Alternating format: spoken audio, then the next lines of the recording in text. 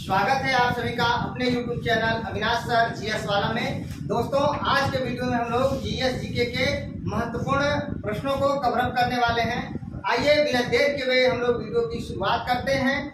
दोस्तों, सबसे पहला क्वेश्चन है, भारतीय चारागाह एवं चारा अनुसंधान संस्थान कहाँ है?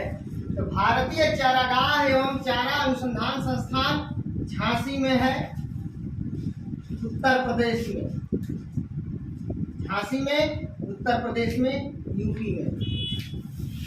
अगला क्वेश्चन है, भारतीय शाक भाजी अनुसंधान संस्थान या भारतीय सब्जी अनुसंधान संस्थान वाराणसी में,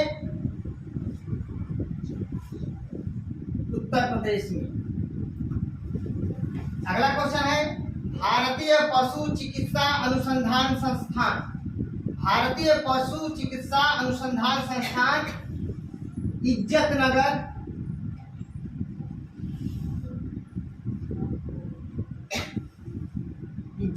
बरेली में। भारतीय पशु चिकित्सा अनुसंधान संस्थान इज्जत नगर, बरेली में, उत्तर प्रदेश में। अगला क्वेश्चन है, उत्तर प्रदेश गन्ना अनुसंधान काउंसिल, उत्तर प्रदेश गन्ना अनुसंधान काउंसिल शाहजहांपुर, और ये कहाँ है? उत्तर प्रदेश में। तो उत्तर प्रदेश गन्ना अनुसंधान काउंसिल या परिषद शाहजहांपुर उत्तर प्रदेश में है। साथ ही साथ याद करिए, भारतीय गन्ना अनुसंधान संस्थान लखनऊ में है। जब आपसे उत्तर प्रदेश गन्ना अनुसंधान काउंसिल पूछेगा तो शाहजहांपुर, और भारतीय गन्ना अनुसंधान संस्थान पूछेगा तो आप लखनऊ आंसर देंगे। अगला क्वेश्चन है, तो केंद्रीय आलू अनुसंधान संस्थान शिमला,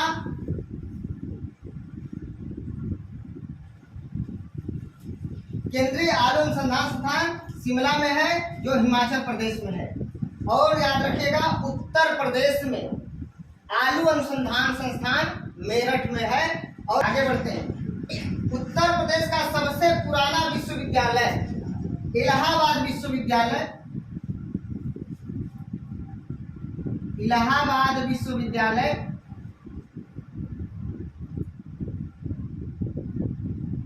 और इसकी स्थापना कब हुआ? याद रखिए, 23 सितंबर 1887 को हुआ। और इसके संस्थापक कौन थे? याद रख लीजिए, संस्थापक, इनके संस्थापक सर विलियम म्योर, इनके संस्थापक थे, सर विलियम म्योर। तो उत्तर प्रदेश का सबसे पुराना विश्वविद्यालय इलाहाबाद विश्वविद्यालय, जिसकी स्थापना 23 सितंबर 1887 को किया गया। और इसके संस्थापक थे सर विलियम म्योर। दोस्तों, आगे बढ़ते हैं। कल्याण पत्रिका का संपादन कहाँ से होता है? गोरखपुर से। गीता प्रेस से किया जाता है, याद रखिएगा, गोरखपुर गीता प्रेस। अगला क्वेश्चन, तुंगभद्रा, भीमा, घाटप्रभा, कोयना, दूधगंगा और मालप्रभा, ये किसकी सहायक नदियां हैं? तो कृष्णा की सहायक नदियां हैं, याद रखिएगा, कृष्णा की सहायक नदियां हैं। तुंगभद्रा, भीमा, घाटप्रभा, मालप्रभा, कोयना, ठीक है, और दूधगंगा, ये सभी कृष्णा की सहायक नदियां हैं। अगला क्वेश्चन है, नदी घाटी परियोजनाएं, नदी घाटी परियोजनाओं से संबंधित कुछ महत्वपूर्ण प्रश्न। भाखड़ा नांगल परियोजना, भाखड़ा नांगल नदी घाटी परियोजना सतलज नदी पर है। और मयूराक्षी नदी घाटी परियोजना, दोस्तों, मयूराक्षी नदी पर। और इनसे कौन सा राज्य लाभान्वित होता है? पश्चिम बंगाल और झारखंड,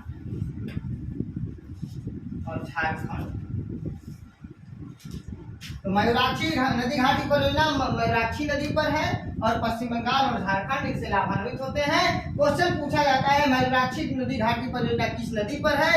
मयूराक्षी नदी पर है। और मयूराक्षी नदी घाटी परियोजना से कौन कौन राज्य लाभान्वित होते हैं? पश्चिम बंगाल और झारखंड। इडुक्की पेरियार नदी पर है, कहाँ पे? केरल में। पोचमपाद नदी घाटी परियोजना ये भी पेरियार नदी पर है और केरल में है। माता टीला परियोजना बेतवा नदी पर है। नदी घाटी परियोजना माता टीला नदी घाटी परियोजना बेतवा नदी पर है और ये मध्य प्रदेश और उत्तर प्रदेश, मध्य प्रदेश और उत्तर प्रदेश। शिव समुद्रम नदी घाटी परियोजना कावेरी नदी पर है और कर्नाटक लाभान्वित होता है। तो दोस्तों भाखड़ा नांगल परियोजना सतलज नदी पर पंजाब, हिमाचल और राजस्थान। मयूराक्षी नदी पर पश्चिम बंगाल और झारखंड। इडुक्की पेरियार नदी पर केरल। माता टीला बेतवा नदी पर मध्य प्रदेश और उत्तर प्रदेश। शिव समुद्रम कावेरी नदी पर कर्नाटक। आगे देखते हैं जलप्रपात।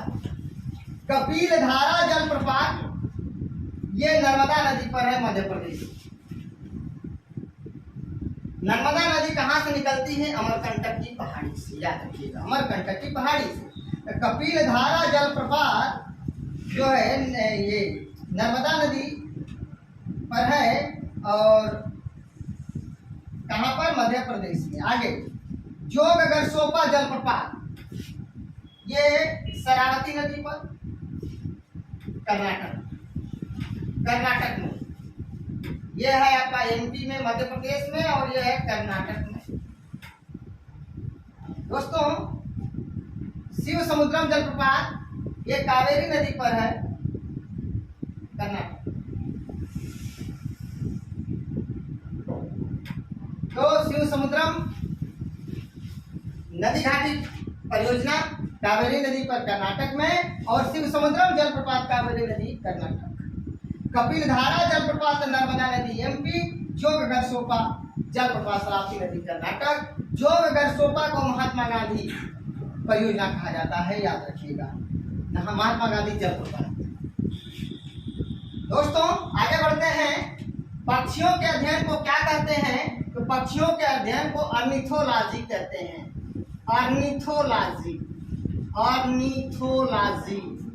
ऑर्निथोलॉजी पक्षियों के अध्ययन को कहते हैं। कीट पतंगों के अध्ययन को एंटोमोलॉजी कहते हैं। एंटोमोलॉजी। तो पक्षियों के अध्ययन को ऑर्निथोलॉजी कहते हैं, कीट पतंगों के अध्ययन को एंटोमोलॉजी कहते हैं, वृद्धों के अध्ययन को जेरेंटोलॉजी कहते हैं। वृद्धों के अध्ययन को, वृद्ध व्यक्तियों के अध्ययन को जेरेंटोलॉजी कहते हैं। मस्तिष्क के अध्ययन को फ्रेनोलॉजी कहते हैं। मस्तिष्क के अध्ययन को फ्रेनोलॉजी कहते हैं। सिखों को कृपण रखने का अधिकार। दोस्तों सिखों को कृपण रखने का अधिकार अनुच्छेद 25 देता है। धार्मिक स्वतंत्रता का उल्लेख अनुच्छेद 25 में किया गया है। दोस्तों कृषि और पशुपालन का उल्लेख अनुच्छेद 48 में किया गया है। कृषि और पशुपालन का संबंध अनुच्छेद 48 से है। दोस्तों पर्यावरण वन तथा वन्य जीव संरक्षण अनुच्छेद 48A में या 48 में किया गया है। पर्यावरण वन एवं वन्य जीव संरक्षण का उल्लेख अनुच्छेद 48A में दिया गया है। दोस्तों सुप्रीम कोर्ट के गठन का उल्लेख अनुच्छेद 124 में दिया गया है, जबकि हाई कोर्ट का उल्लेख अनुच्छेद 214 में किया गया है। तो सुप्रीम कोर्ट का गठन, सर्वोच्च न्यायालय का गठन अनुच्छेद 124 के अंतर्गत किया जाता है और प्रत्येक राज्यों में एक हाई कोर्ट का गठन अनुच्छेद 214 के अंतर्गत किया जाता है। दोस्तों, कांग्रेस के प्रथम यहूदी अध्यक्ष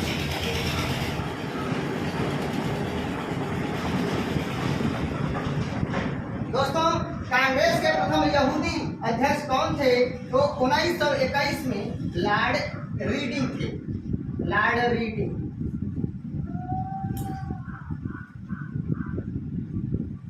1921 में, ये 1921 से 1926 तक ये कांग्रेस के अध्यक्ष रहे। तो कांग्रेस के प्रथम यहूदी अध्यक्ष लॉर्ड रीडिंग थे। दोस्तों, गुलाबी क्रांति, गुलाबी क्रांति तो यहाँ पे दोस्तों गुलाबी क्रांति का संबंध प्याज और झींगा मछली से संबंधित है। प्याज और झींगा मछली। दोस्तों, गुलाबी क्रांति का संबंध प्याज और झींगा मछली से है, जबकि लाल क्रांति का संबंध मांस तथा टमाटर उत्पादन से है।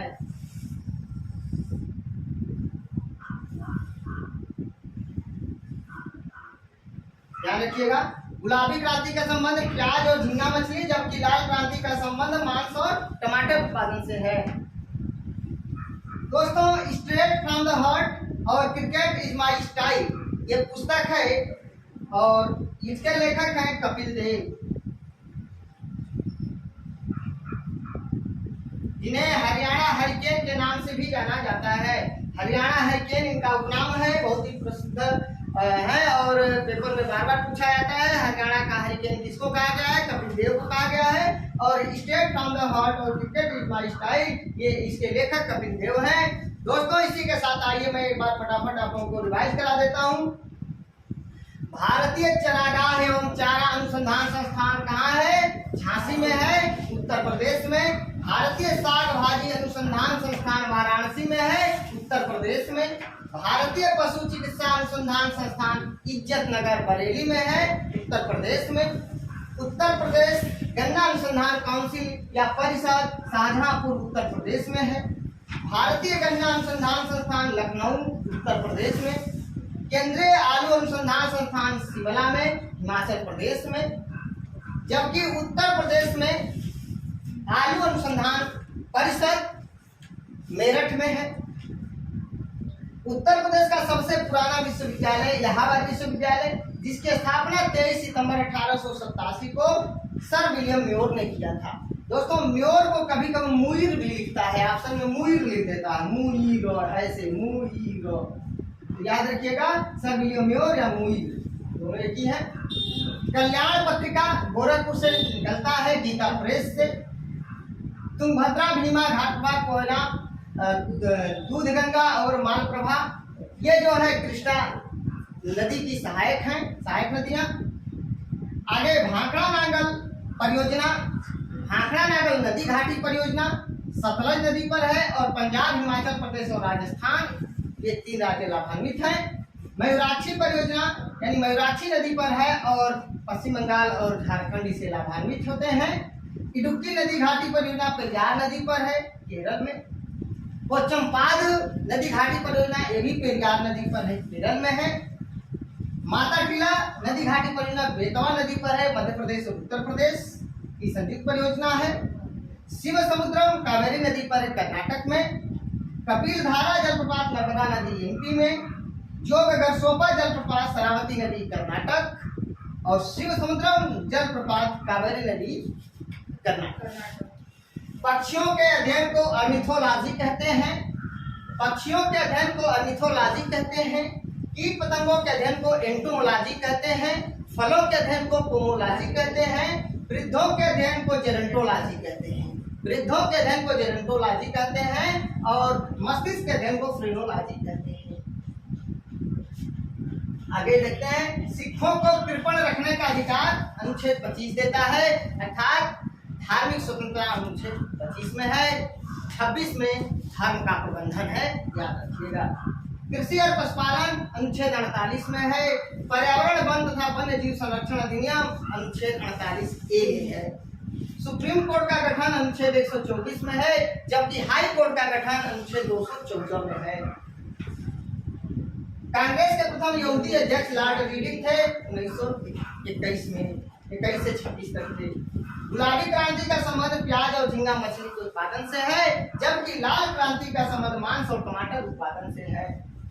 Straight from the heart of cricket is my style, पुस्तक के लेखक हैं कपिल देव। दोस्तों स्क्रीनशॉट लेना चाहे तो ले सकते हैं।